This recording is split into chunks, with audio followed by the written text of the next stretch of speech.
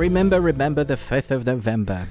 Last night in the UK, it was loud. Not as loud as I expected it to be. I think people have mostly forgotten that. I don't know. Maybe it's like where we're at. People are like a bit grumpy, so it's grey and moody. Kind of what you like, Chris. Well, I do love the grey and the moody and the overcast and the rainy. So yeah, there you go. UK weather. But we've finished October. We're now back to what's the best thing you watched this week. Well, we watched this week. I believe we have quite a bit to cover this week. I had more things than I was expecting that I want to talk about. So that's the prerequisite for this a series, I guess. The best thing, not the worst thing. And then we can talk about one particular film or TV show or something that we want to highlight, because I think that's what we're going to start doing. So Welcome to the best thing you watched this week. I'm Ruben from the Ruby Tuesday. We have Chris from Movies and Munchies. If you've been following us over the weeks, thank you so much. If you've been listening to the podcast, thank you again. Please remember, do share it, especially the podcast, because we are trying to grow something there, and it would mean the world to us if you do that. I said do. And I think we're garnering an audience now on regular. We have about 40 people in and out, which is great. I saw someone from Poland in the analytics, so that's cool. Hello from hi. That's cool. Thanks for listening. And we are going to do our end bits with our Twitter news, whatever is, I guess, big at the moment in the world of entertainment. There's a bit to talk about, so that will be the bonus. But for now, Chris, hey, what's happening in your world of entertainment? Oh, it has been quite the week of watching. Ooh, did you like that? Yeah. So, golly, yeah, there have been actually, I had to whittle my list down. You know, it was not surprised. Yeah, it was a busy week, but I also visited some things that I had never seen before, and a few that I have seen before also, that I just felt in the mood to watch. And I was like, oh my gosh, I had forgotten how good these were. But you know, I think probably the standout for me this week, and it was something that I was looking forward to, so I'm glad that it did pay off. But it was I almost said the best thing we watched this week. That's not correct. No, that's the best thing I saw this week. That's so meta. Well done. Know, right? A little self-indulgent there too. No, is The Harder They Fall, with Regina King and Idris Elba, Jonathan Majors, Lakeith Stanfield. I mean, the cast was... the cast, yeah. Yeah. And you got to watch this as well, correct? Yeah. Yes, I did, yeah. What did you think about it? How do I can't praise it enough, really. I think it's in my top 5 Westerns of all time at the moment. Although generally when it comes to Westerns, I have to watch them a number of times and see if it stays in my top 5. My top 5 would consist of Unforgiven, Tombstone, Young Guns, and maybe like a modern Western that people wouldn't class as a Western. So like In a City, where a guy consists of him being a cowboy. So I think about a Coen film, maybe one of those. It kind of swaps and changes depending on the mood I'm in. But I do love some modern Westerns. Clint Eastwood, really. But this, I have to say, it was a surprise. I didn't really know what to expect. I was taken back. I didn't know that it was all, 99% African-American actors. And within 20 minutes, I think I'd forgotten that was the case. Because every time you see another actor, you're like, oh, okay, cool. I do think that this film, you kind of do need to mention it because it is a standout thing. You know, it's especially when you get to one of my favorite moments where this is a white town. Oh my gosh. And I think I cracked up laughing so loud. But the creativity in this film. So I think what the director, I read an interview, so what he wanted was for people that don't like Westerns, he wants this to be the film to bring them into loving Westerns. And that's what I got from it. It takes the genre, it does all the things you know and love, and then it just goes for it. What did you think? I agree. And let's see, the White Town. That was funny. First off, because even the ground was white. don't know if you noticed that. I mean, just everything. Yeah, everything was white. Yeah, everything and was in. Just a very creative, Oh, gosh. very creatively done. I saw somebody had made a comment on something, and it really they were like, well, why do you have to have an exclusively African American cast? And then, that was one of them, and then one of them is about you have an exclusive African American cast, and yet then they kill the only white people. And I'm like, wait a minute here. Let's back up a second. How many movies are white dominated where the only people that are either held down or killed are the black people? And nobody has a problem with that, apparently. So when the tables are turned, your racism is showing. You might want to tuck that in, because your card is showing. Yeah. The whole thing was about changing the narrative. So it's always been the African American person has either been the sidekick or the slave, and those has been showcased in the last few years in a positive light, like showing that this is what happened, 12 years a slave. So we know there's been many films, but then changing the narrative to and it's not fiction either. No. There were these people. This was based on a story that happened. Nat, that from his diary or his memoirs or something, and so it's not a fictional story.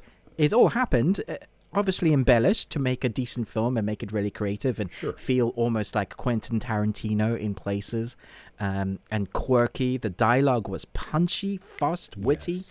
I mean, the performances, like before I even get into the coolness of Idris, like there is one moment when we see Idris walk out of a box and it does this Matrix thing where the thing around the air shimmers and bends and goes, whoa. And I'm like, that is awesome. How'd you do that? I love it.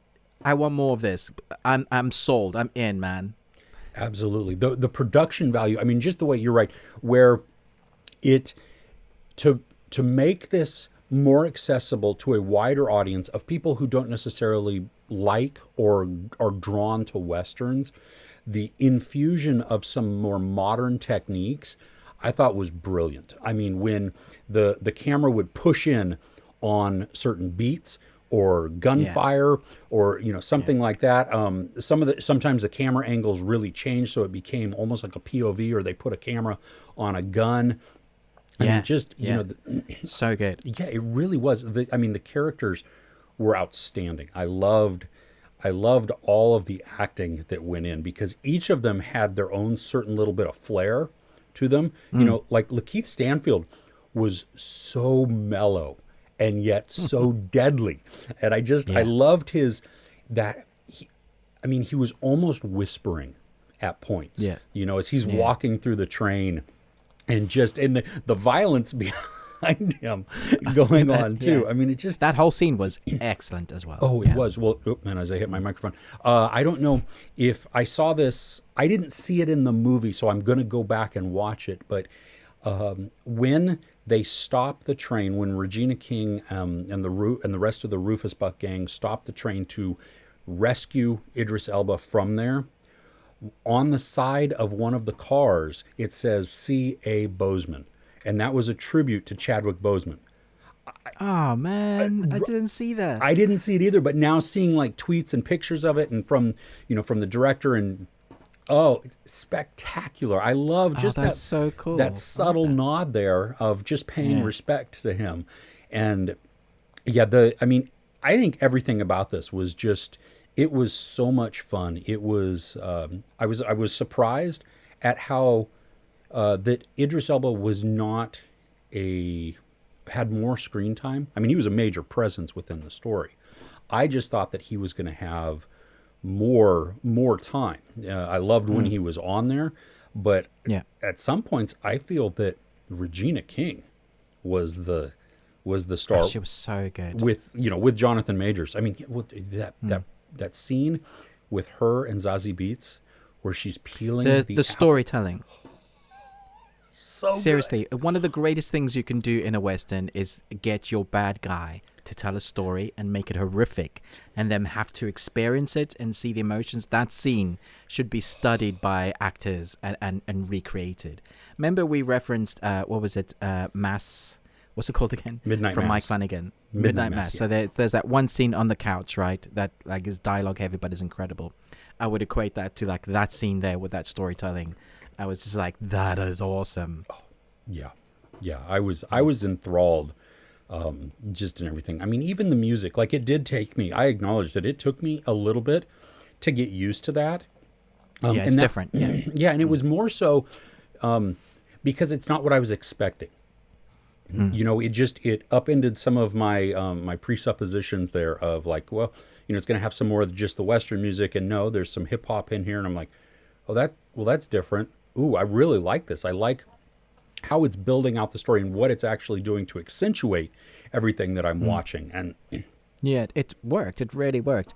And as I said in my review, I didn't expect that music to work here because of the genre and the time it was. You know, there's a lot of films that do that would take a modern music, drum and bass, whatever kind of style that isn't from that time, and sometimes you're just like, well, that doesn't fit. There was a Netflix series called Lunar Learner or something like that, where they had modern Celtic music inside the series, and it just didn't work. It was one of the things that took you out of it. So it often doesn't work. But when you can create it, and that just, again, shows the creativity of this film, because they worked at it. And it wasn't always like modern and different. They had their big orchestral, classic Western sounds, which is great. Yeah, the gunplay I thought was excellent as well. Like when they had it, it was classic falling off the roof, like the things you wanted to see. But the way they showed it as well, I think you were mentioning about like camera techniques, spinning that around, seeing it from a different perspective or angle. The one thing that I was surprised by is when I was watching the film, in my mind, I don't know if you do this, Chris, is like you have ratios of when it like, oh, that it peaks and it gets better. So you're like, yeah, this is really good. I'm thinking about what I want to talk about because we're reviewers, and it gets higher and higher. But there was a moment where it just kind of settled. I was like, I'm not as emotionally engaged as I want to be. Like, I like the characters. I'm really enjoying it. It looks creative, and I'm sold on the adventure. But I wanted like that gut punch.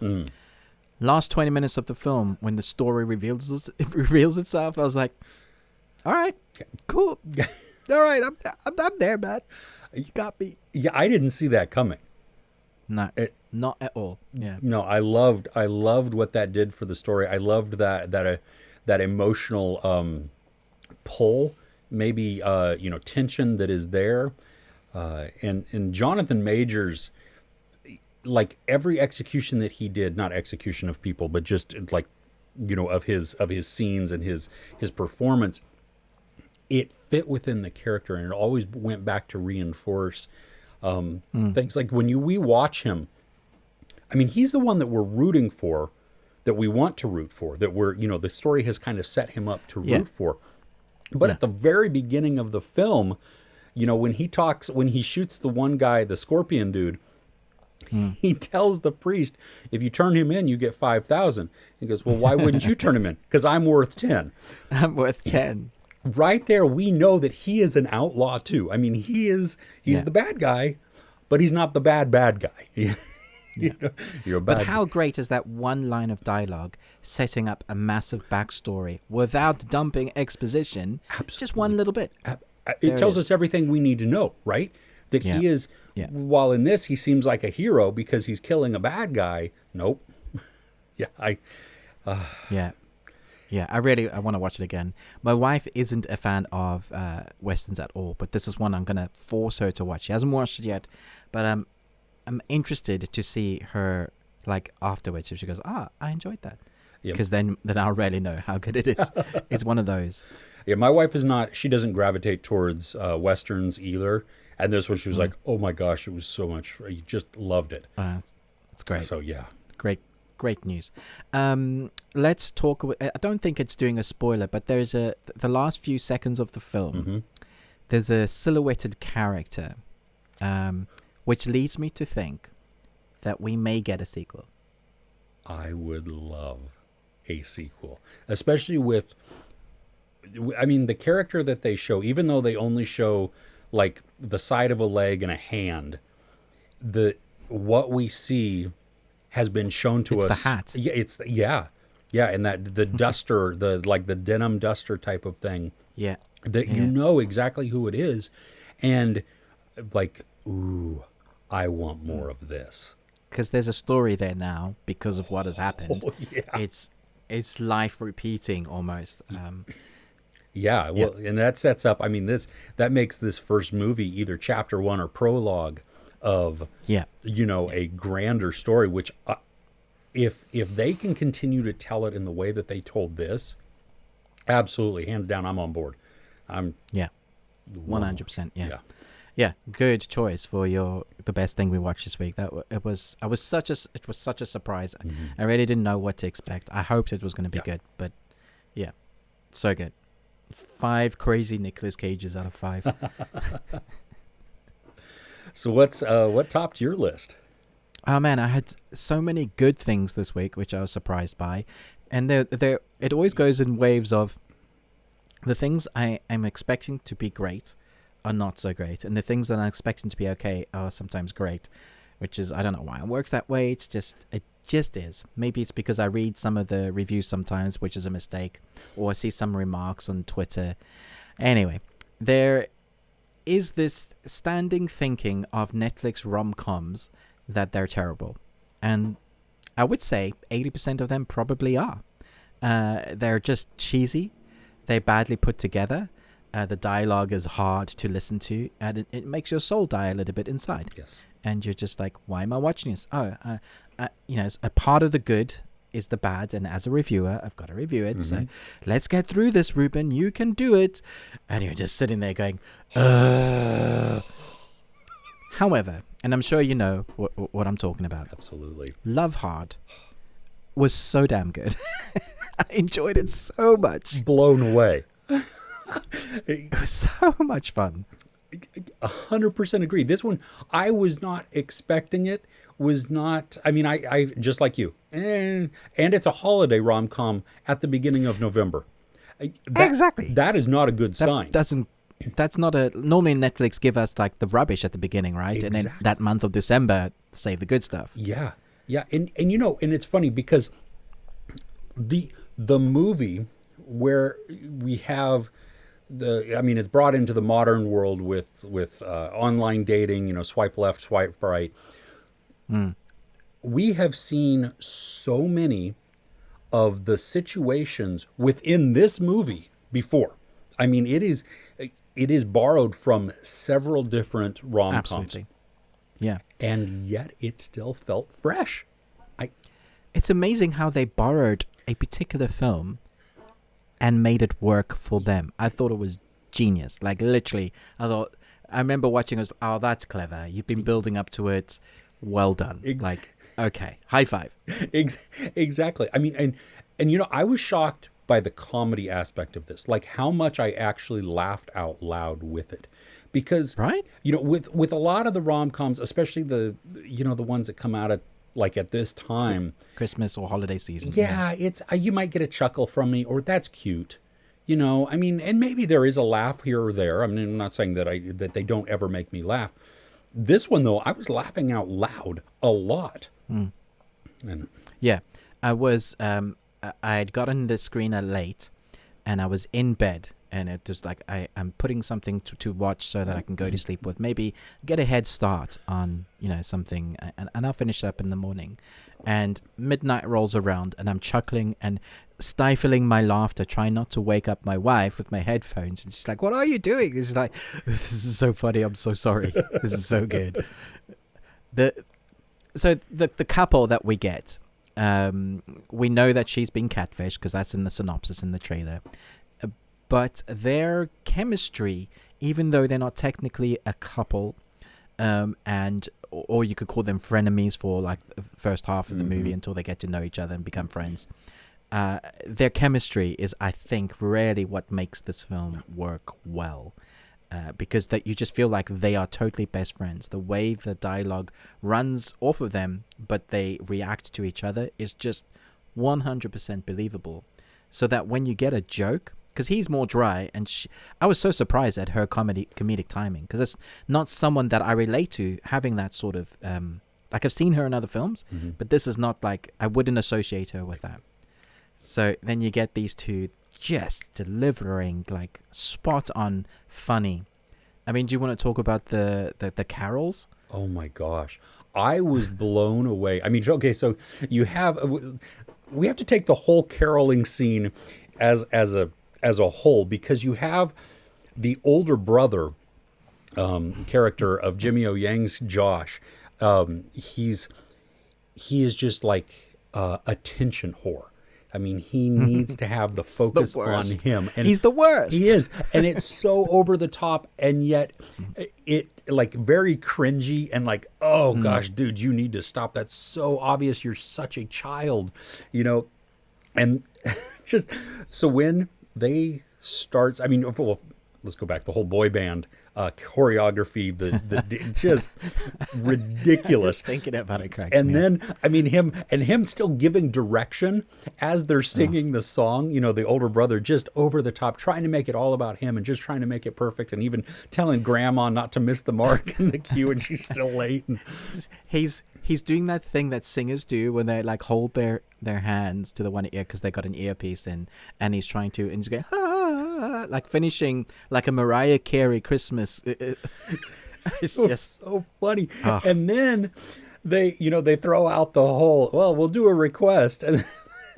baby, it's cold outside. And as we've, has been in the news and just topics of discussion about how inappropriate that song really is. That song is, yeah. And so Nina Dobrev is like, I'm not singing that rapey song. What are you? Yeah. No. And Jimmy O Yang you know what that means? Exactly. He's like, trust me, it'll be okay. And the way that he changes his part, I mean, the whole thing, like, I'm laughing, and yet I'm trying to stifle my laugh because I want to hear all of the words. You want to hear what he's saying. Yeah, absolutely. It was just, so good. Yeah, it was beautiful. And then the whole, I mean, everything. The entire movie is 100% predictable. And I didn't care one single bit. No, exactly. You knew exactly what was going to happen, when it was going to happen, who was going to get with who, every moment of the film. Like, that would be a negativity if it wasn't what you wanted to happen. Exactly. Yeah, because you're rooting for them. You don't want, I mean, even through the train wreck that is always inevitable in one of these types of things, that, like, you know that has to come, and you want it to come even though you don't want it to come because it's uncomfortable. It just all right. Yeah. We're gushing. Yeah. It's obviously you need to put this. I think you said you wanted to put it on your revisit, like your Christmas list that you want to watch every year. And I think I will do that as well with Love Actually and Die Hard. Exactly. And it's quite funny how we've been having the conversations about Die Hard. And it does crop up in the film. It does, yes. I thought about our offline topic discussions that we have, and I'm like, that's kind of funny. I was a little surprised at how little it was actually played up in the movie. I mean, I thought it would be more of an ongoing theme within there because of the title. Because of the title, yeah, where they're taking Love Actually and Die Hard, and I think even like on the description that if you just hover over it on Netflix, I think it mentions that. I think it does. Yeah. One loves this movie, one loves this movie, and that's part of the whole impetus going on. And it was much less of a focus than I thought it was based on that. It didn't bother me at all. I mean, and they were still able to tie it in great little ways. So, okay, what's next on your best thing we watched? Well, okay, so there's two that I could talk about. I'm gonna Finch on Apple TV with Tom Hanks. Now, this is one that I had watched the trailer for, and was kind of like, that might be okay. I mean, and yet when I watched it, I was completely enthralled. I mean, it's It's Castaway in the near future, you know, and yet it totally worked. Like, I was drawn in again to Tom Hanks. I mean, just his performance, but it's not just him. I mean, it's him interacting with the voice acting of Caleb Landry Jones, and the way that they bring the robot to life, you know, as that companion. And then the added, it's not a twist because it's told right at the very beginning, and even in the synopsis of the film, is that the robot is there to take care of Hanks's dog in the event that he dies. And so that emotional pull there, and so you always watch Hanks. I mean, his every bit of his drive and his motivation is to get this robot to the point where it can care for the dog. And that emotional connection, I mean, I was shocked by it, and I was like, wow, I really enjoyed this. What did you think? So we watched this together as a family, and it's very unusual for everybody to watch a film through. Well, with my younger son, and I think we did, which is like, if the film manages to do that, then you know you've got our attention. Because today's media, we're so saturated, so it takes a lot for you kind of got to be good. You got to bring your A game. Normally, Tom Hanks will do that, and then it's sci-fi, post-apocalyptic. Okay, another tick. Then it's dog. Cool. we got that. Amazing score. I think it did a great job at portraying that kind of feeling that you were going for. Very open world. It's the end of the world, but it's also a very contained story with this kind of unit. I do love traveling adventures. So we're heading from one end to another. There's a time constraint because of a storm or something, and the main character is sick. So, and then we have to bring Jeff to a place where he is okay to look after dog. And so you have all those things of making that could be good, but if it didn't mix together well, then it wasn't gonna, it would just fall short. The thing I think works really well is that there was a lot that's not CG, that Jeff is animatronic or very real world. So when you see Tom Hanks interacting, like hugging him even, he's pulling on a pipe on a wire, and that makes him that much more real, because Jeff doesn't actually have any facial expressions. But I have to say, Kirsten and I, my wife and I, much more, we gravitated towards Jeff much more emotionally than we did Tom Hanks. We like Tom Hanks, but for us, Jeff, because he was doing that Pinocchio storyline, he wanted to be a real boy. He was going from toddler, teen to adult in the space of a movie, but he's learning differently because he is all zeros and ones essentially. But at what stage does he become a real boy? So that for us, we were like, yeah, we're totally on board. So whenever he got angry, when Tom Hanks' character got angry with Jeff, we were like, no, don't shout at him. How dare you? We were like, yeah, I think we always gravitate towards like the dog of the character or the animal. We're definitely those sort of people. Love Tom Hanks. I think there was one moment where he does this response facial expression, just a slight nod and an old man kind of tear, but he doesn't actually cry. And both Kirsten and I looked at us like, damn, this guy, he can just bring it in 1 second. He can portray something that needs to be portrayed. And you're like, whoa, okay, there's a lump in my throat. So there we didn't emotionally gravitate towards Tom mostly. We did love him in this. But for us, we were like, yeah, man, I want to see all about Jeff. My name is Jeff. Jeff. The scenes of Jeff learning to walk, and so we see, we see him in like the other room or something like that, and Tom Hanks is just kind of watching him and kind of that smirking of like, it is the toddler trying out their new skill or something like that, and him just kind of, he gears up, he steps his feet up and down, and like gearing up, and then he starts moving forward, and when he would run into something, just, I mean, they executed it so well to make something that, you're right, doesn't, I mean, the eyes would move tiny bits, but really not enough to make it like where Wall-E, Wall-E had, Wall-E had some movement, didn't he? Yeah. He was very emotive. This wasn't as much, and just to be able to draw us in and to make an emotional connection like that, just on some of the posturing, it was, and I think it works with the voice too. I mean, Caleb Landry Jones did a wonderful job. Yeah, I mean that speaks volumes to his acting ability to draw you in that way. Yeah, because he had, and I liked that it wasn't your typical like robotic or like there was a Russian sound. Yeah, he sounded a bit Russian. Yeah, and he didn't like he wasn't emotional, but he wasn't emotionless either. Yes. It was exactly. Just that fine line. I liked, and it's only shown just briefly. I mean, it's just part of that explanation, that story exposition without a lot of time spent on it.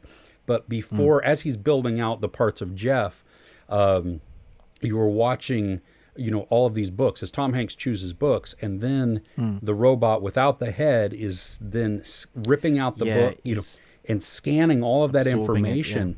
And you're like, in that moment, you're like, oh, this is what he's doing it for. At first, I thought it was he's archiving all of this for, I like, thought that too. Like Book of Eli or something like that. That the reading has gone away or there's no books or whatever. But this one, it serves a very specific purpose, and I enjoyed that they moved it along quickly. I was surprised that it, and not upset by any means, just I thought the movie was going to go darker in certain moments, and it was much lighter. Yeah, it was, and I didn't. When all was said and done, that didn't bother me. Like, I actually appreciated that they chose not to go that other route, because it ends up being a distraction more than anything from the story that they're trying to tell. Now, I mean, yes, it is post-apocalyptic. We do hear from a line or two of dialogue about how not all people are great now, and so that you need to stay away from certain spots. And then we see the chase that happens. But other than that, I mean, it then refocuses back to, it's our traveling movie. It's their goal to get to this place, and still the education, the upbringing, the transition of Jeff into capable caretaker for the dog. Yeah, no, 100% agree. I could see them almost doing a mini-series if Apple wanted to do it with Jeff and Dog in this new world, because you do wonder what he would do now and who would take advantage of him, because he's very much, he doesn't know what humans are really. He's still learning. I mean, he has all the information, but he doesn't know how, like, because he has the 4 laws of robotics. Well, the 3, and then that was the one added on to look after Dog. Finch. Yes. Is that what his name was? No, Finch was Tom Hanks. Finch was Tom Hanks. What was the dog's name? Dog? That's what Tom Hanks called him. I think it did. No, Dog. No, he had a name. He did have a name. Yeah, but I think he just called him Dog. It was after a tire. Goodyear. That's right, yes. Yeah, because he found him in that tire. Yes. Yeah, which is cute. Yeah, so it'll be interesting. Maybe they could do something like a miniseries after the fact. Not that they will, but it I kind of left wondering, well, I wonder what they do now. How long does Jeff battery pack last for? Like, how does he know to look after himself? He never had to charge himself. Yeah. And they lost all the solar panels. My brain goes, but now what? Yeah. I love that he put on a jacket that he wanted. I mean, that was part of that humanity. Yeah. That, you know what I mean? Like, he sees it, he searches it out, and he like puts it on, and it makes him now feel like Tom Hanks. Just these small things that I appreciate. It's great. Yeah. Yeah, I really appreciate that. Yeah, so it was a surprise. Yes. It was better than I was expecting it to be, which I was very glad for. Yeah, absolutely. I had quite a interesting adventure this week, going to London to see a press screening, a multimedia screening for Ghostbusters Afterlife. Nice. But you haven't seen it yet. No, and they're not even doing screenings in my area, which is unfortunate. Yeah, that's rubbish. Yeah. So I will do spoiler free. Okay, thank you. But this is definitely on the best thing I'm watched. I'm happy to report.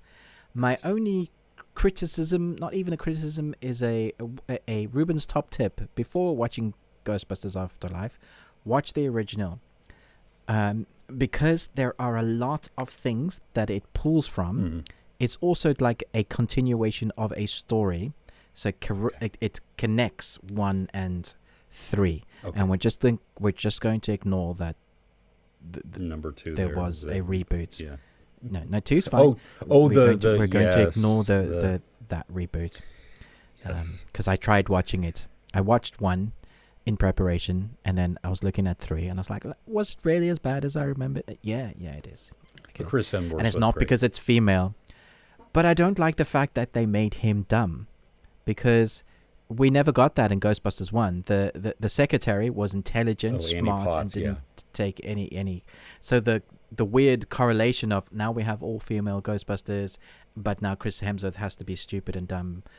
I don't understand what they were trying to prove.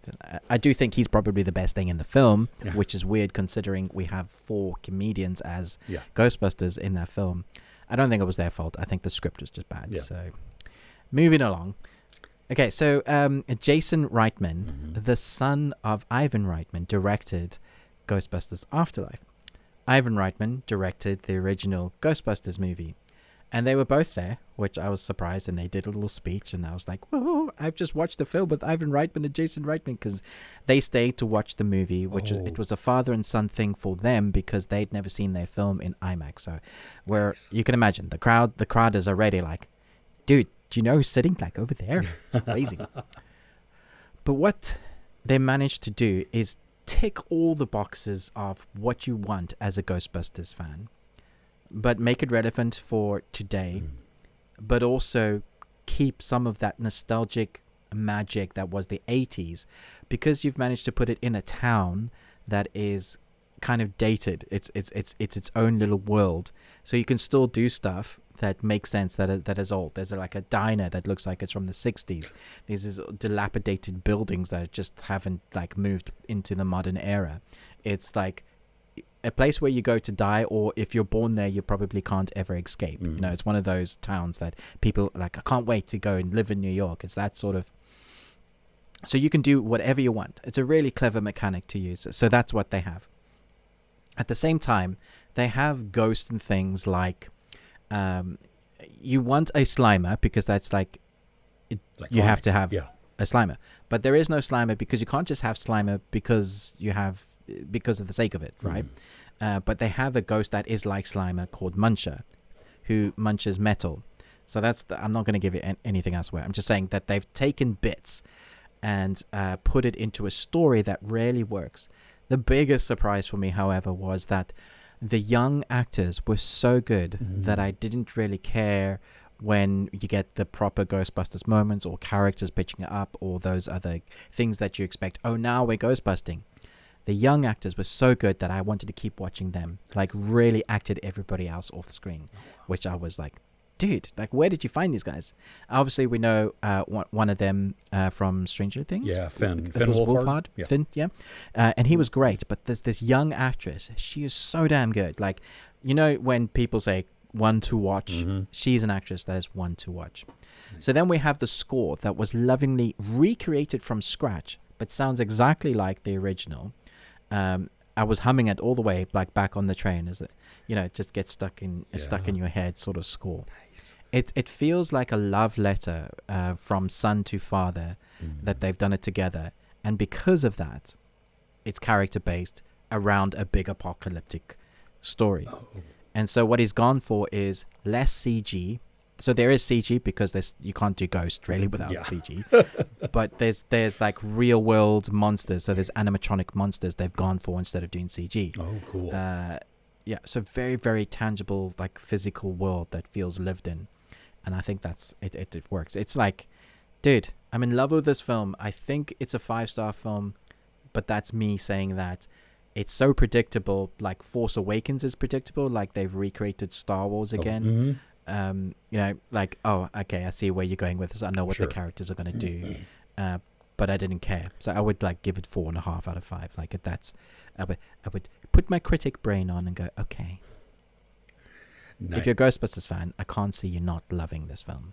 That's awesome because I mean, I watched, I've seen the trailer a few times, and I get, definitely get original Ghostbusters vibes from it, and some of the imagery, and so in my head secretly I'm like, I want this person to make a cameo, or I want this person to make a Yeah. cameo, different things like that, and I know that we have two cameos that I at least one from voice that's shown in the trailer. Yeah. And it looks like a lot of fun. That's really what, that I'm looking forward to. Something that does have that nostalgia to it, but can stand on its own as well. And that it takes it, it propels it forward. And so hearing that you can see some of that love letter between father and son, or rather son to father, and giving him maybe a little bit of homage to what his dad had created there, and still bringing it into relevancy and some modernness, and maybe even just timelessness, I guess, maybe with capturing the old town and making it, So I'm bummed that I'm gonna have to wait for like 2 more weeks to see it. I mean, I'm definitely going to go watch it again. It is that good. Like, I need to see it again. Gives you an idea. Paul Rudd is Paul Rudd, but done in a way that's genuinely great. Like, he's doing his comedy that works, but he's doing comedy with kids. And again, his chemistry with the kids is brilliant because he's a teacher in the... But he's just so obsessed and in love with science. And he's a geologist. And so that just pours out of him. So... the young female actress loves science as well, so they hit it off immediately, and they have this like weird banter that goes between them, and that only they understand the jokes that they're telling each other because it's science based, and everybody else thinks they're nuts, and it's perfectly like well done. It's like they've done 4 or 5 films together already because they just have that genuine banter between them. I was worried about Paul Rudd only because sometimes he is the funny guy. But if he's cast right, like Ant-Man, then it works. So he's another standout for me. I'm looking forward to what you think about it when you see it. Right on. Yeah, I have the opportunity to buy some tickets for it to see it, like on the Thursday night that it comes out. Except I have a press screener that night, and I can't do it. So I'm either going to have to. And the movie that I'm seeing is, I think, close to 3 hours long. And oh my gosh, so, it's an epic one. Yeah, and so I won't be able to see Ghostbusters until probably the next night. So still very much looking forward to it. We can revisit it and talk spoilers when it's officially out. Yes. Because there's 2 end credit scenes, and you're going to want to talk about them. Oh, good. Okay. Yeah. Right on. That's exciting. I only have... Cool, so what's... Oh, no, go ahead. You only have one more? No, go for it. I was going to say, what's next on your list? I think for time, maybe I'll skip maybe the one I was going to talk about. I don't know, and just visit the a movie that may not be on everybody's radar, but really surprised me. It's on Netflix. It's from 2018, and it's called Incident in a Ghostland. I've never even heard of this. Yeah, I hadn't either. It stars Amelia Jones, who was in Coda and Lock and Key. I love Coda. Yeah, so we know who she is. Now this, my Netflix queue and algorithm is, I mean, it doesn't know what to do with me because I watch everything. And so it's just, you pull up my home screen and it's like, well, here is everything that we have. Just choose something. Because it doesn't know how to categorize me. But this is a messed up psychological horror. I mean, it has a really dark twist to it, even though it starts out really dark. It is directed by the same dude who directed Martyrs. Yeah, I just saw the tagline. Yeah, I didn't. That tells me to avoid it. Yeah, I didn't realize it was directed by him, and I haven't seen Martyrs yet. But this one was well executed. It is dark, like I said. there is a lot of creepy imagery within there. They use a lot of dolls too, which is that's high on my list of no. Like, ugh. You're not selling me. I'm watching this, Chris. Yeah, no, oh my gosh. The story twists within it was outstanding and really puts a nasty turn to it. I mean, you have this messed up story where these this single mom and two daughters move into their dead aunt's house out in the middle of nowhere. And within the house are just all kinds of weird dolls and everything else. And when they stop for gas at one point at the local gas station, it's overheard on the news that there is these unknown killers that are going through whoever. I mean, I don't know the geography that they're traveling, but they're traveling killers who murder families. So it fun. Okay. Yeah, this is happy stuff right there, right? And the relationship between the two daughters is antagonistic, so there's a lot of tension within there. The mom kind of favors one over the other at times, and so that creates some more tension. The one of the daughters, actually the one that's played by Amelia Jones, she is obsessed with H.P. Lovecraft, and she wants to be a writer herself. And as we're going through this, I'm looking and I'm like, does this? I love H.P. Lovecraft stuff. So yeah, I mean, it doesn't. I don't think it actually really goes into. I mean, there's no old ones or ancient ones. There's none of that cosmic horror within there. So I think it's more just a device that she just likes the dark and the creepy. And that she is so we know she's weird. Yeah, and that she's a storyteller or an aspiring storyteller. I think there are moments of this, and it's not Lovecraft. It's The House on the Borderland, that book, which is messed up and just weird. Also, maybe it pulls a tiny bit in from that, but not really. I mean, that's still cosmic horror, and I don't want you going into this thinking that this is cosmic horror at all, because it's not. Yeah. It's not. But it is just horror. Yeah, it's just horror, and it's it's gory. It is it'll stick with you, I think, for a tiny bit. It's not something that's haunting. Did you enjoy it? I loved it. Okay. And that was because of the twist. The twist is what really got me. That I was uncomfortable as I'm watching this, and I think I know where the story is going because it's leading me down this path, and then that's not where it goes, and so that catching me off guard and that being able to redirect my expectations, that's what really hooked me. And then it's dark. I mean, it's not something that I'm ever going to watch again.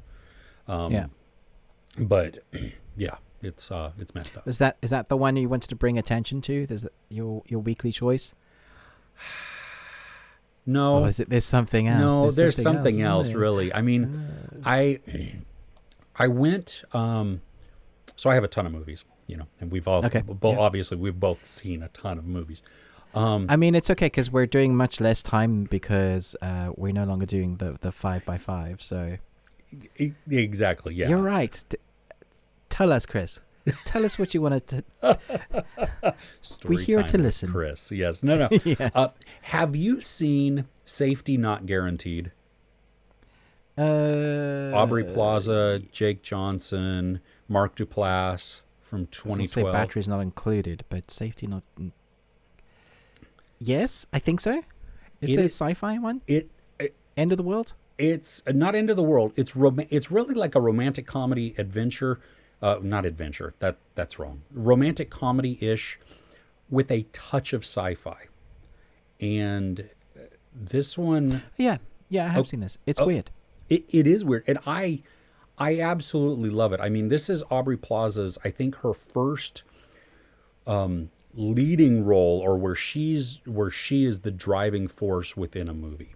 I mean, she had been in movies before. She's obviously parts of, Parks and Rec, and she has a large catalog of things now. But I believe in 2012, this was her first real leading role within a major motion picture. And, Yeah. you have you have Jake Johnson, who is a reporter at some tabloid-ish magazine, and they find this small little article as they're looking for stories, and it talks about this guy who he put a tiny ad in a newspaper where it's like, if you I'm looking for somebody to go back in time with me. You must bring your own weapons. You'll be paid upon on return. I've done this only once before. Safety not guaranteed. And so they go investigate. And that's the title. Yeah. Nice. Yeah. And I love the journey that this movie takes us on. That we watch. Mark Duplass is he's the guy who believes that he has gone back in time. And right throughout this, I don't think I've seen it. Oh, I know of it. It used to be on Netflix in the U.S., and then I think it was even on Amazon Prime at some point. I just pulled it out of my closet because I own it, because it's so good. It's so worth revisiting. But it's very heartfelt. There's way more emotion in it than I would have expected, and then the touch of sci-fi that's within there is outstanding. And I love the fact that all along, Mark Duplass, when we focus on him, he is a completely unreliable narrator. That we don't know if he is just absolutely 100% delusional or if he's telling the truth. And he's just that bit of sketchy where you're like, I don't know. And then he'll do things like these little quests that he's on that he believes is helping him achieve his goal of time travel, and you're like, you're just crazy. You're just a lonely guy who has lost, the connection with the real world here, and you're going down this thing. And what starts off as kind of the joke and him being the butt of a joke, at least from Jake Johnson and Aubrey Plaza's point of view, transitions. And we even see Aubrey Plaza, her character, transition, and the way that she crafts that character and draws us in with her own progression. This is definitely one I think to watch. It's not very long. It's a light watch. It's because I had the Blu-ray and stuff, it had some bonus features on there. And right. there is one scene in this where there is a car chase. And it's funny because of the car chase. And then when you see behind the scenes of why the car chase took place the way that it did, it makes it even better. Okay. So, but yeah. I'm definitely going to put this on my list, I think. Yeah, safety not I do guaranteed. like Aubrey Plaza. Have you seen Ingrid Goes West? I have not. 'Cause that's one of her weirder ones. But also, I love the fact that she can carry a weird one, because she is a little bit quirky herself in the roles she chooses. Yeah. If you just look at her IMDb page, you're like, yeah, okay, I can see the type of film. I think definitely we like those type of films. It's a little bit quirky, a little bit maybe a bit of horror, sci-fi, but like the script is tight, but the dialogue is great. Yeah, got a lot of atmosphere. I'm looking forward to that. I think it's been on my list. Definitely know of it. I don't know why I've never... It's one of those that I've just had around, but not actually stuck on. So after that, I think I'm definitely going to try it. See if it works for me. Right on. Sounds like it will. Yeah, it surprised me. That was, I think, the biggest thing that the amount of heart and emotion that I left feeling from that. That's what, I hope you like it. Okay. Yeah. So I'm going to do 2 in 1. So this is something I want to draw people's attention to put it on their list to watch, but it's also very new. It hasn't come out yet. So I'm going to mention some titles for you that are currently on Netflix. Squid Game. Did you like Squid Game? No, Not at all. Oh yeah, Totally love that movie terrible. or that show. Yeah. Kingdom. Did you like Kingdom? Oh, yes. How good was Kingdom? Sweet Home. Did you like Sweet Home? I enjoyed Sweet Home. My Name. Yes. Stop Alice with in the Borderland. teasing. What was the last one? DP. Alice in Borderland. Yes. Okay, so we have a new South Korean Netflix original miniseries based on a webtoon called Hellbound. I'm so excited. Have you started watching this yet? I don't have the screeners for it. Okay. The Lucky. screeners are available. Yeah. The first three, they've done a weird thing this time, so it leads me to think that there is more going on here with Netflix. More going on in the second half of the story. So basically, what they've done is said you can do a review on the first 3 episodes. There's no embargo, but for the last 3, you're embargoed pretty much up until it releases because there's obviously a big plot twist. Anyway, let me set the scene for you. Not that after those titles, you're already going, yeah, I want to watch this. Totally. People hear predictions on when they will die. When that time comes, a death angel appears in front of them and kills them. That is the IMDb synopsis. Once again, it's wrong, people. I don't know how many times IMDb gets their synopsis wrong, but it's wrong. What actually happens is this death angel appears and says, you have so-and-so many days left before a demon things will come and collect you. They will beat the crap out of you. It won't be a nice death. And then we will suck your soul into hell. That is what's going to happen. And that is the premise for this bonkers series. Obviously based on the webtoon. I have seen the first episode because I kind of want to do a full review. I was wondering, like, do I do episode reviews? This is a weird one that Netflix are kind of putting us with. But just to do a taster, if you love South Korean series, this is one that should be on you. Because the creatures alone are so weird.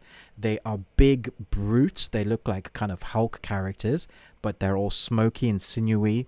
They're dark. Their eyes are like just menacing. Their faces look like they're just evil. But the story behind it is like a cult story. It's so anime. It just reminds me of so many anime.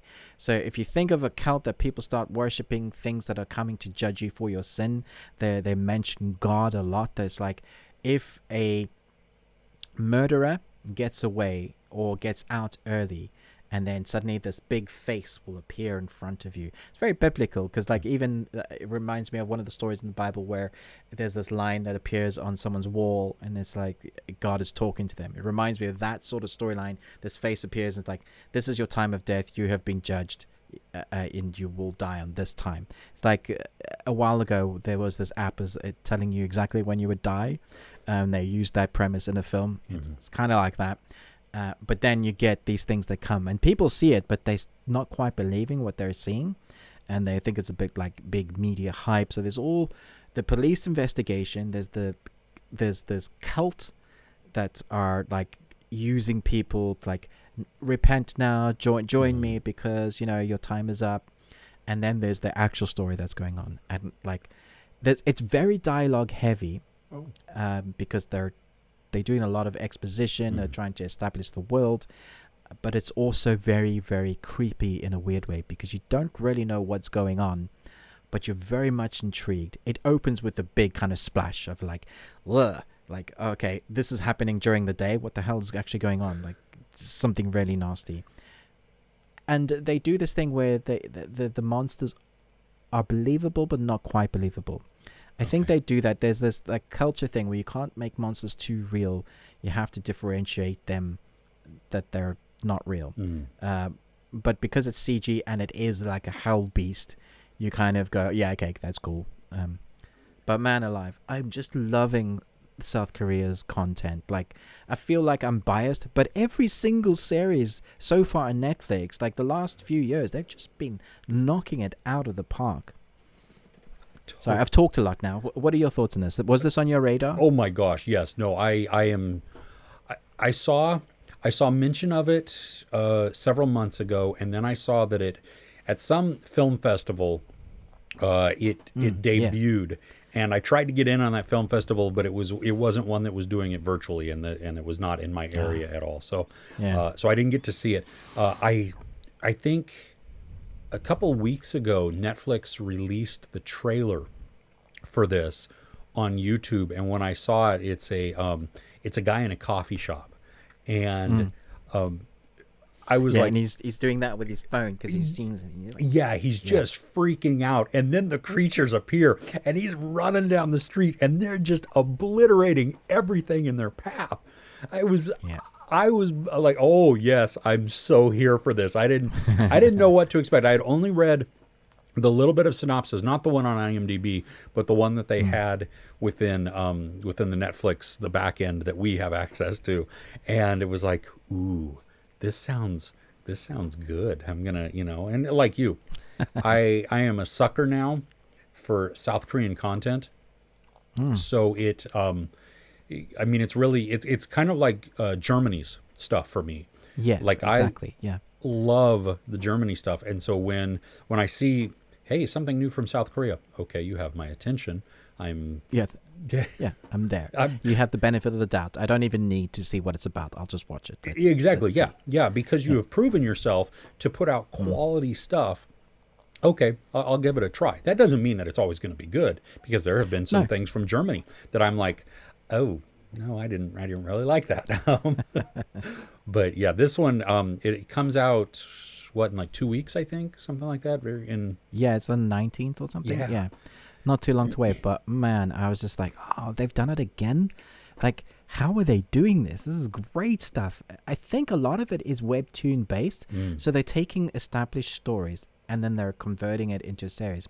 And I went up and looked online, and it's almost exact. It's like they've taken the webtoon as storyboards. Oh, wow. Which is brilliant, because I think obviously we want to give webtoon artists and story creators their due, which is so great. It's about time that side of the world of animation is being lifted into the limelight a little bit, because anime is so now in the forefront, but webtoon always kind of gets pushed back, or almost has like a bad taste in people's mouth, like webtoon, that's lower end of the creative style. However, South Korea have gone, but hang on a minute, there's some really great content here, and now we have it. If you are one of those people that want to read the stuff first, Amazon actually has like a first like a compilation that you can buy the physical media with, like the actual comic, and it's also available on Dark Horse. And if you know anything about Dark Horse comics, you know that they're well established as good content, and so just the mere fact that it is on Dark Horse kind of gives it a seal of approval of a decent story. I'm a little bit sad that it's a miniseries, because I know there's quite a bit of content there, but once again, if it gets like anything near what Squid Game got, because Squid Game, like, I don't know, second or first highest most watched series now for Netflix, in the like maybe 100 million or something ridiculous. Like, it's insane. Lots and lots and lots of people watched it. Then I'm sure we'll get more. But they do this kind of testing of the waters, don't they, Netflix? They give us a short series, see if there's an audience for it. If there is, I'm like, okay, here's some more money. Do your thing. Yeah. And we've talked about this off and on over the last several weeks and months, but I enjoy a good contained miniseries. I think more often than not, we have a story that maybe only should have been one season, that it should have been limited, but it blows up, and it, and then the second season's not so good. That money comes into play more than storytelling, I think. And it just, I think you would have been better served to wrap up your story, make it contained, give it a good ending. Even if you want to leave it on a little bit of us wanting some more, leave us with that tension a little bit, but don't leave it as just a cliffhanger that you're never going to come back to. But, I mean, movie sequels are a prime example of that. Speed 2, does that ring a bell? Exactly. See, these things that, I like. There are some series, though, that I think, like, let's look at Dark. Okay, so I mean, that's easy for me to go to, because that is my favorite series of all time. Yes, it's rubbish, not. Though. It what? I said it's rubbish though, and your brain just stopped. Like, say what? I'm sorry. Hang up now. Friendship over. No, you can totally dislike dark. That is your prerogative, and I'm okay with that. But no, like obviously that's more than one season, but they wrote it with 3 cycles in mind, and so Yes, they did, yeah. I look at that as that's a contained story also. Now, Yeah, it even is, though yeah. it's spaced out, through 3, it was, they originally said, here is our beginning, here is our middle, here is our end. We know where we want to go versus, we're just going to continue on, in season 13, we're like just kind of limping through and nobody's really watching or whatever. And, it's disgusting. Hey, I've watched 15 seasons of Supernatural, and it's still good. Okay. I have not watched one season of it or one episode, so I'm going to trust you on that. What are you doing? I know. Well, I did watch. I did watch 3 minutes, I think, of a Riverdale episode, and that was all I needed to see. Now, granted, it was in the middle, and it was somebody who was getting on a rocket ship that they wanted to fly to outer space, and I said, I don't eat. Okay, I'm done. You gotta. I don't eat or need to see this ever again. Exactly, yeah. And the only reason I turned it on is because my kids were like, "You got to see how stupid this is." I was like, Amazing. "Okay." Okay. Well, if you're searching for, wait, what were we talking about? We digressed. We were talking about Hellbound.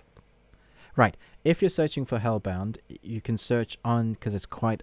It took me a while to actually find the comic. It's under the title rather of Hell, and then type Webtoon, and then it'll come up with the creator's name, and then you should be able to find it. I tried. The Hellbound. Hellbound has many different webtoons, but it's not the Hellbound that you're looking for. Its original title was Hell. So there you go. Ruben's second top tip of the day. Yeah. Nice. Hell and then webtoon. Yeah. Right. I guess we're not going to talk about Eternals. How about we save that and we talk about that in our bonus audio? Okay. Yeah. Does that sound good? Cool. Yeah, sounds good. Sorry, those of you that are watching, that just talk about ending on a cliffhanger right there. Right? If you want to hear our thoughts on Eternals, you can go to the bonus content. Yes, and you can hear that on Spotify, Apple Podcasts, Google Podcasts, Stitcher, goodness, Anchor. It's everywhere now. Everywhere, yeah. And so please, if you, well, no, I don't know what I was going to say there, but if you like listening to our podcast, you can rate. You can rate us and say we're the best thing since Swiss cheese, or the Blues Brothers, or Donald Trump, or I don't know if we not hard. Need to be lumped in with all of that. Your face. No, don't say that. Yeah. I'm eager to talk about news. So we've got lots of interesting things to talk about on our podcast section. Yes. So do join us there. Yes, please do. And we thank you for watching. We would love to hear the best things that you watched this week. Let us know in the comments. Also, is there a new show? Not even new. Is there a show, movie, series, something like that you want to draw our attention to? Because we're trying to now in these off weeks that we don't do, not off weeks, in the weeks that we don't do any type of special focus, we're trying to bring attention to something that is that may not be on your radar, or that is on ours, that we revisit from time to time, or that we want to just draw attention to. And so we would love to know yours. If you have something to draw our attention to, that would be outstanding. As always, like, share, subscribe. Ruben with the Ruby Tuesday, me, Chris, Movies and Munchies. We'll see you next week. Take care.